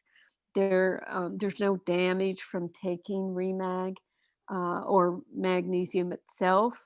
If you, quote, take too much magnesium, you'll just get rid of it with the laxative effect. It doesn't stay with you. So there we go. Ginny, back to you and your multitasking. Here I am. All right, let's go to our next area code, which I believe I'm asking to unmute, area code 262. Area code 262. If you could look at your computer, hit your blue button, and then come in and join us. Hello. Hi, my name is Sally Fungaro. Hi, Sally. Go ahead. I am so excited to talk to you, Dr. Dean. I'm actually a pharmacist, and I've been wanting to share my story with you for probably over a year now. Started my journey learning about you when I was first diagnosed with atrial fibrillation 2 years ago. And as a pharmacist, who is actually what I consider myself to be, an integrative medicine pharmacist. And so, of course, as a pharmacist, I can't stand regular medications. And I'm always looking for the holistic route or the integrative medicine route. And so you've been an answer to my prayers. And truly, the research that I've done about you has been just absolutely so astounding and such a journey for me. So when I was diagnosed with atrial fib, 2 years ago because I'd been experiencing some pretty major symptoms. And of course, the cardiologist in my medical group, I work for a large healthcare system in my area. I'm from Wisconsin. And terrified me that I was being prescribed Xarelto and some of the other, killers of atrial fibrillation. And I thought, I just need to find out what's going on. And so what was really interesting is the very first time that I was admitted to the emergency room, my magnesium levels were really low. And so that's what triggered my desire to research why. And so buying your book and researching everything that was going on, because I was determined to help myself to heal. And it just opened my eyes to everything that I could do to help myself. And so I've been taking the RNA, the magnesium, your magnesium now for 2 years. I still actually take quite a bit. I'm still up to 1,200 milligrams a day. I've found that I'm a magnesium dumper for various reasons. Stress levels with the healthcare industry, in what we're dealing with today. And I'm also taking Remite on a regular basis. And so one of the things that I wanted to tell you is that I'm now symptom-free. I will occasionally go into what I consider to be palpitations and not necessarily AFib. I don't go to the emergency room anymore because I know that I've probably been under stressful circumstances, and so I know how to manage. I know how to manage it. What I've been doing too, and it's such a tribute to you, is I have recommended your work and the RNA Reset, your products, to so many of my patients. And it just breaks my heart when they've been admitted to the hospital for atrial fibrillation, and I'm able to see what's going on and understand that in so many cases it's due to dehydration, and particularly post-holiday, which you cover in your book, because so many of us celebrate over various holidays and we get dehydrated, and this is what happens to all of us. And I'm trying every day to help my patients by enlightening them with your work and recommending your work through Amazon, which is where they can get a lot of great feedback. And so that's where I've started. And I am just so excited to talk to you. And one of the things that I wanted to share with you, and I hope that I could share with your listeners as well, is that my husband and I travel all over the world as a hobby, and I have figured out how to take my Remag and my Remite with me. And I thought you might be interested. I know you live in Hawaii, and I know that you must travel quite a bit as well. And so I actually have oral syringes that I fill before my trips with my doses. I'm very specific as a pharmacist. I'm very careful about staying very specific to my dosing. And so I am able to take it with me with my pink Himalayan sea salt and travel with it with oral syringes. And I hope that might be helpful for some of your listeners as well, that we don't need to leave our Remag and Remite and Pico Silver and Pico Zinc and all of the wonderful things that you've produced for us home because we travel. Let's talk about the oral syringes. I'm just looking it up on Amazon. So tell us about that. What exactly is an oral syringe?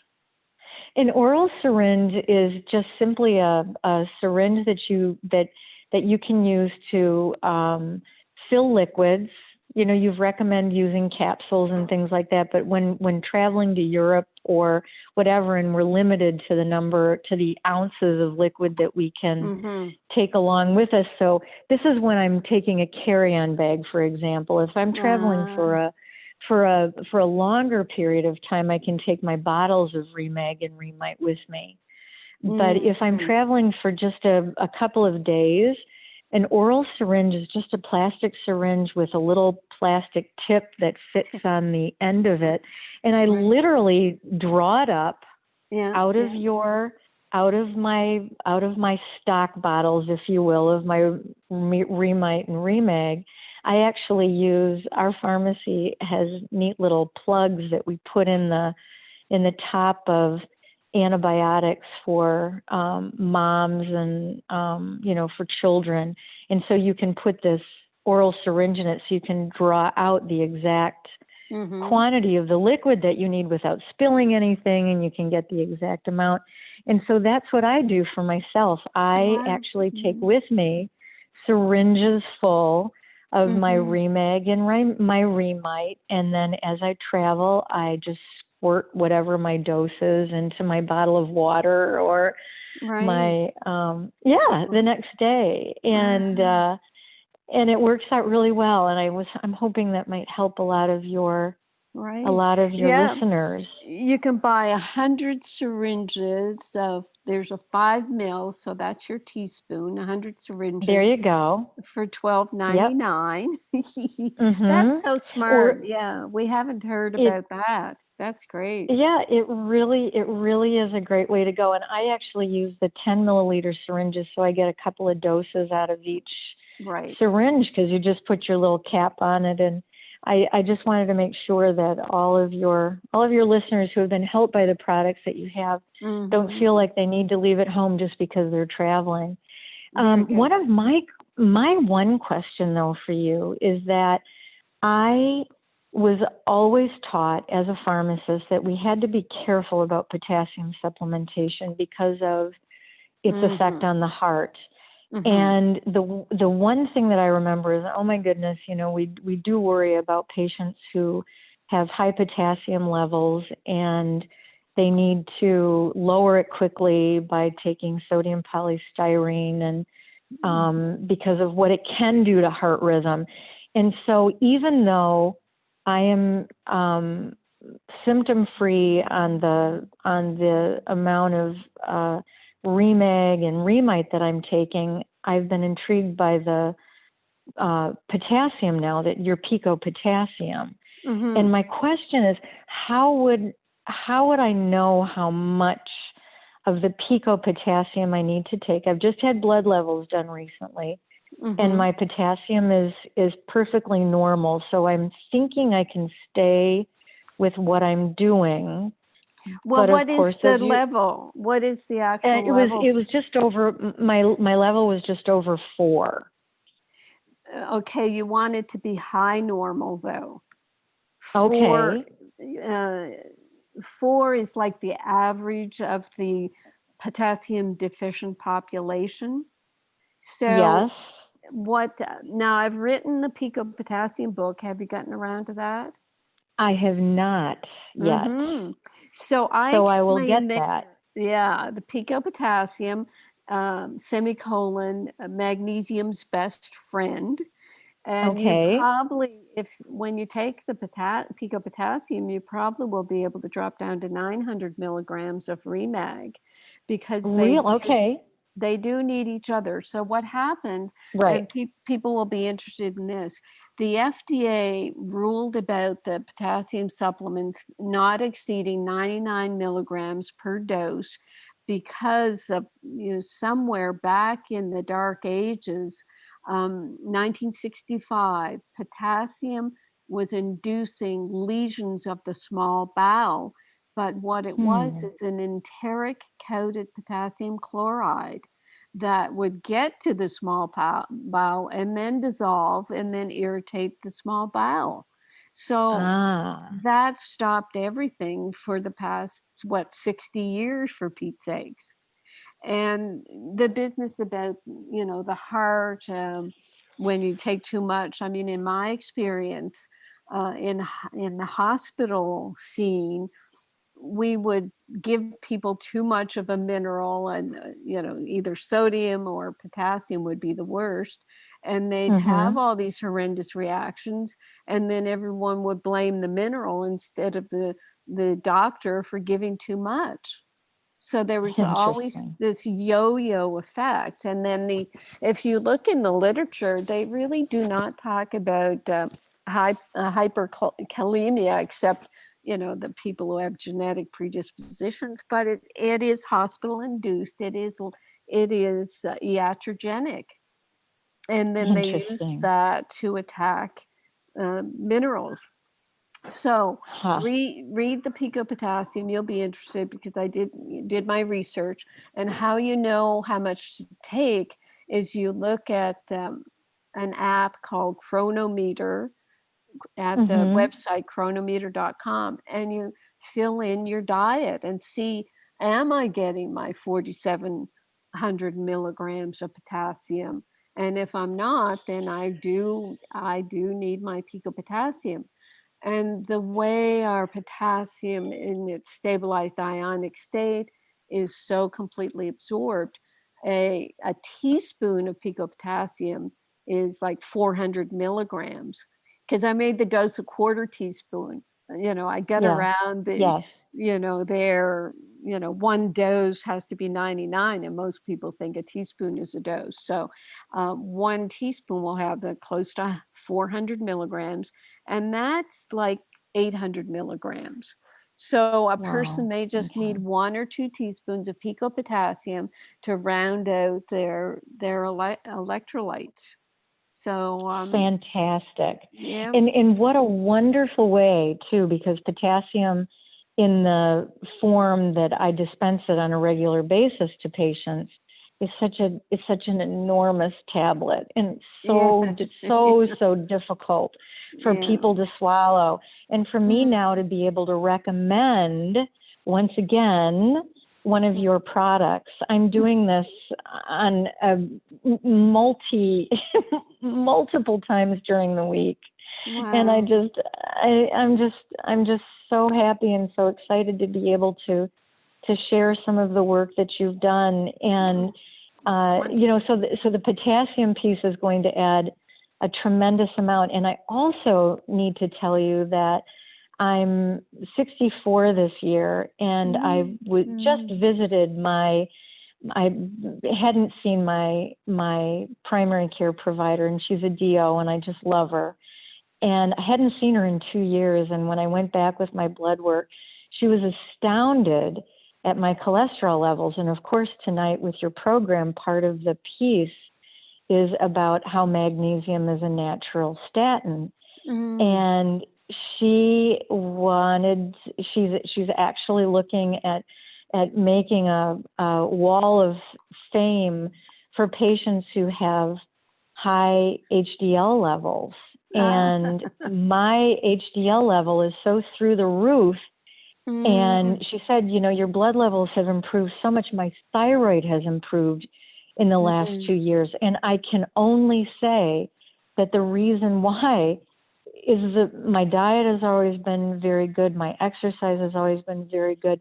I can only say to her that the only difference that I've made in the last 2 years of my life has been discovering your products and taking them to the fullest extent. And so I'm hoping that my story can help so many of your patients to not be afraid, and don't let a diagnosis of atrial fibrillation frighten you into taking the medications that so many physicians will automatically prescribe, and just to believe that you can find another way. And you've truly been an education and an inspiration to me, and I plan to continue to spread your word. Oh, that's wonderful. I truly appreciate it. And your patients are so lucky to have you. I mean, they're blessed. That's wonderful. But tell me, Sally, these doctors in your clinic, would they be interested in receiving our physician's package? because we're trying to educate physicians. If you can send me information on that. Fortunately, the cardiologist that I was referred to when I first landed in the emergency room with my first episode of atrial fibrillation is a very dear man whose wife also happens to be a pharmacist, and so he has been very, very understanding with me. In fact, I don't even see him anymore. I don't need to see him because I'm symptom-free. But I see him on a regular basis, and he's very open-minded. And if you could send me the information on the physician packet, I would be happy to share that with them. Okay, Ginny, where can we plug Sally in so we can put her on the team? And Sally, let me just say this, Ginny, before I forget. You know, the Remite has 9 minerals that support thyroid hormone production. That's why your thyroid improved. My doctor was just amazed. I went from, I can't remember exactly what the levels were, but it really has. And so, to be able to testify, if you will, that this is just the most amazing thing. And this is why I just happened to chance upon your show tonight. And I thought, finally, I need to have an opportunity to tell my story. And I'm so thankful that Ginny took my call. And I know that it really and truly is. And this can help so many people who might be on the fence or who might be thinking about, should I try this or shouldn't I try this?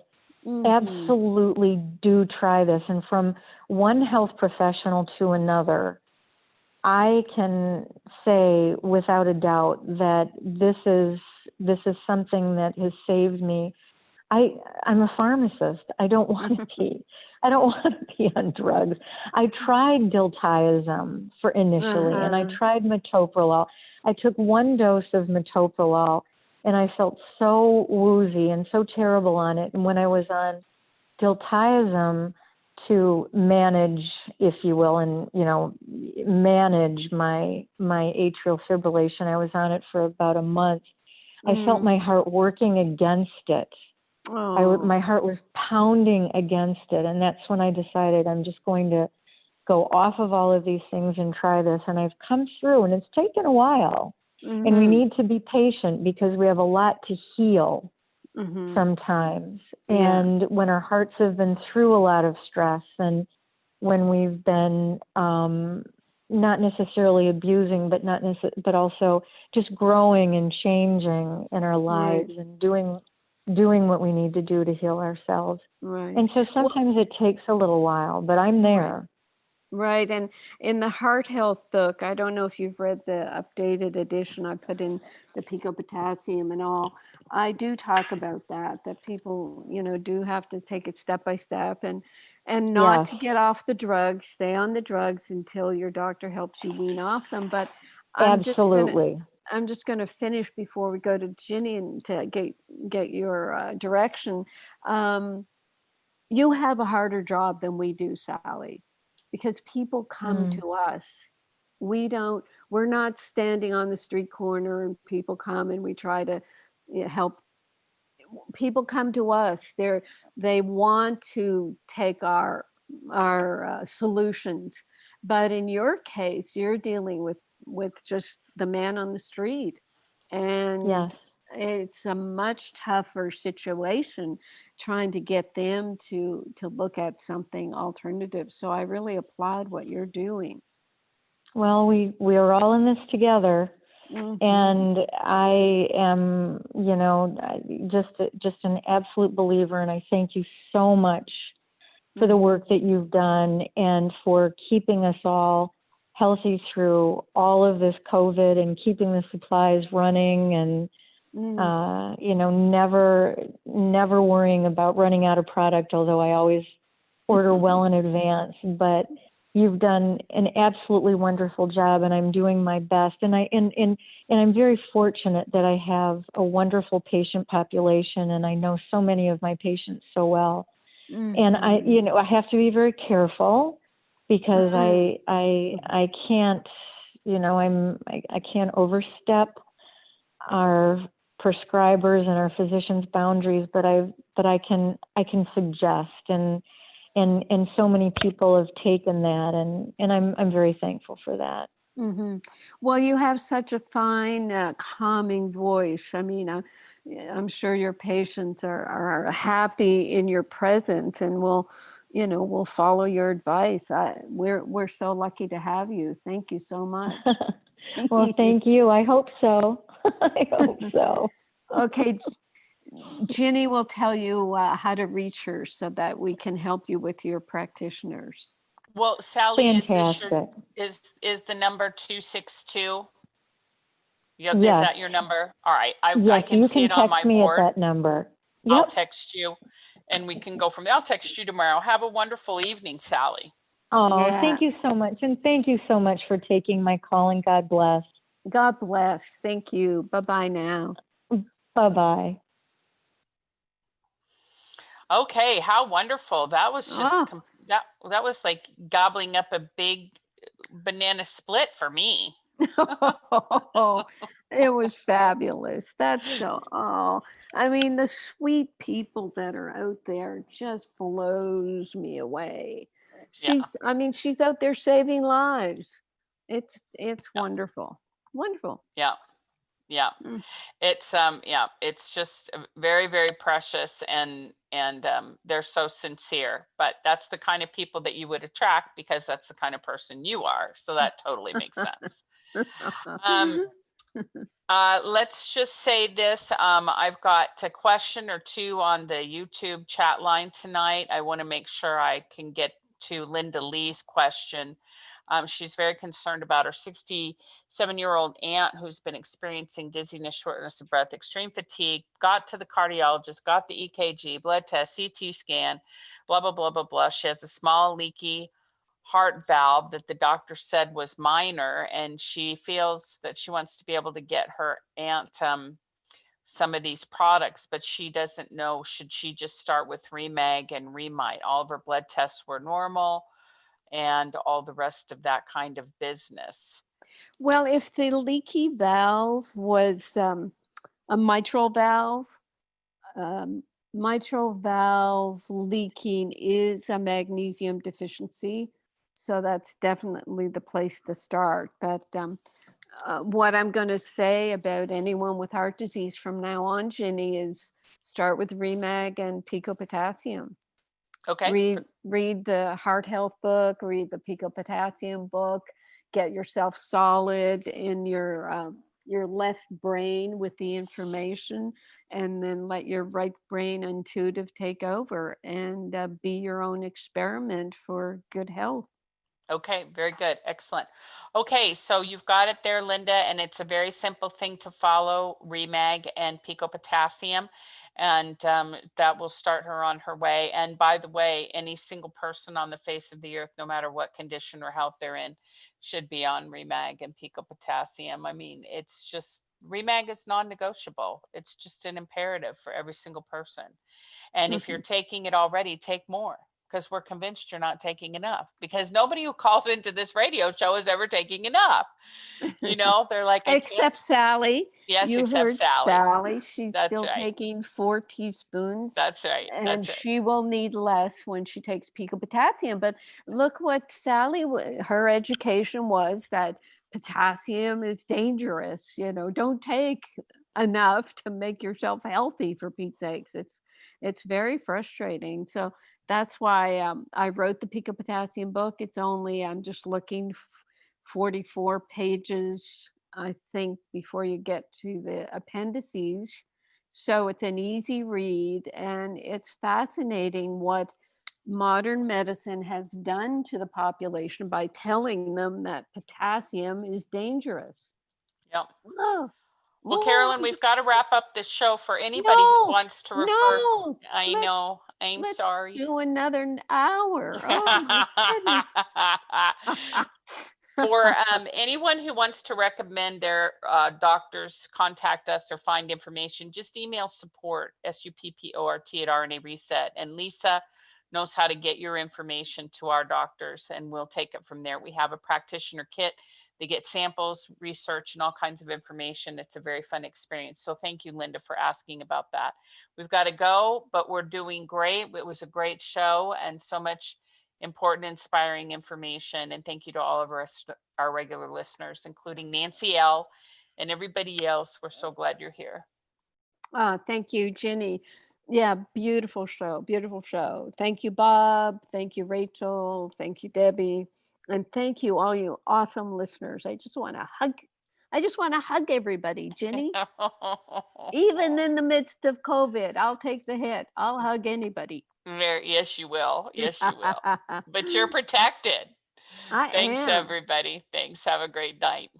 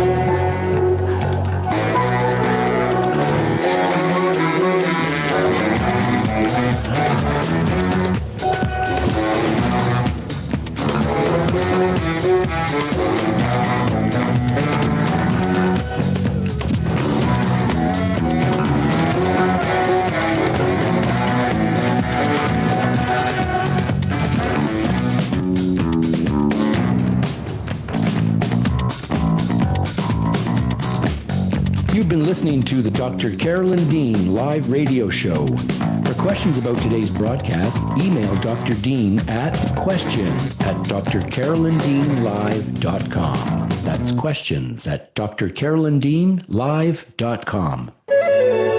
This is Dream Vision 7 Radio Network, uniting mankind with universal love. Our shows are created from the heart, bringing each listener to a place of divine enlightenment. Breathe, relax, and enjoy. Let life flow.